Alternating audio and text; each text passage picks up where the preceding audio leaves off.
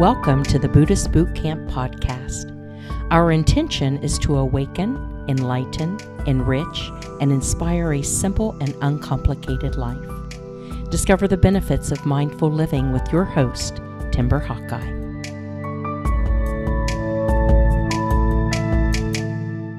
Whenever people used to ask me my religion, I didn't know what to say. Religion is a collection of beliefs and philosophies, and I've always had my own. I think we all do. It's just not particularly organized nor affiliated with any existing school of thought.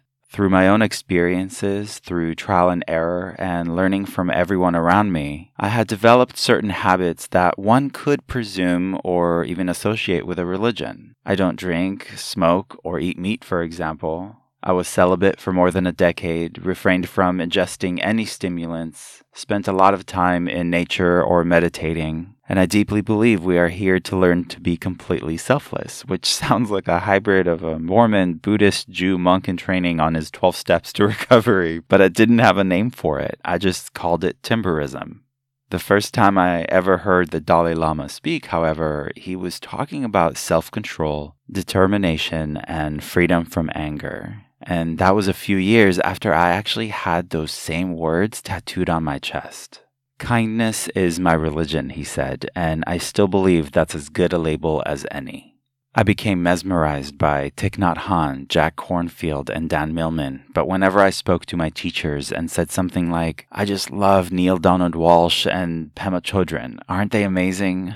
My teachers would just look at me with a gentle smile and say, be careful there. I knew what they meant. Focus on the teachings, not the teacher. A good friend of mine once met her favorite author, and she was so disappointed to discover he was a mere human, not the sage she has projected him to be. That's why it's important to focus on the message, not the messenger, and remember they are not showing us their special powers, but exactly what we are capable of as well.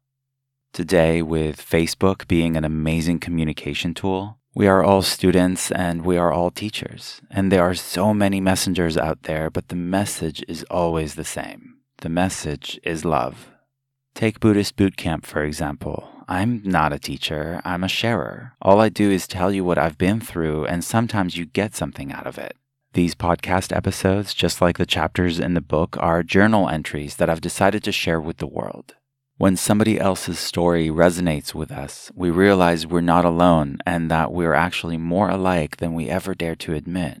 That realization is an important step in breaking down our illusion of separateness and bringing us closer together. Nothing makes us feel more lonely than our secrets, so it's best not to have them and just be honest and transparent.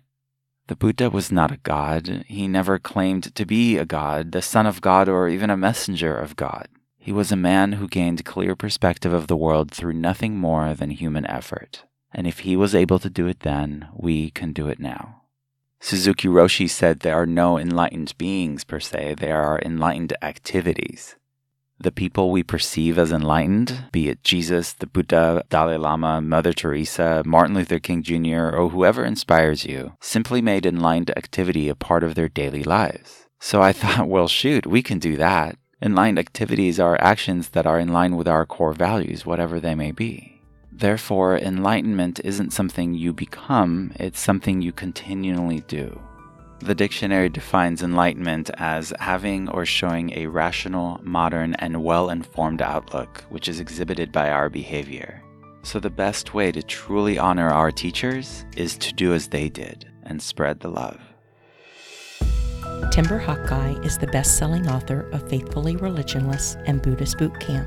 For additional information, please visit BuddhistBootCamp.com, where you can order autographed books to support the Prison Library Project, watch Timber's inspiring TED Talk, and join our monthly mailing list.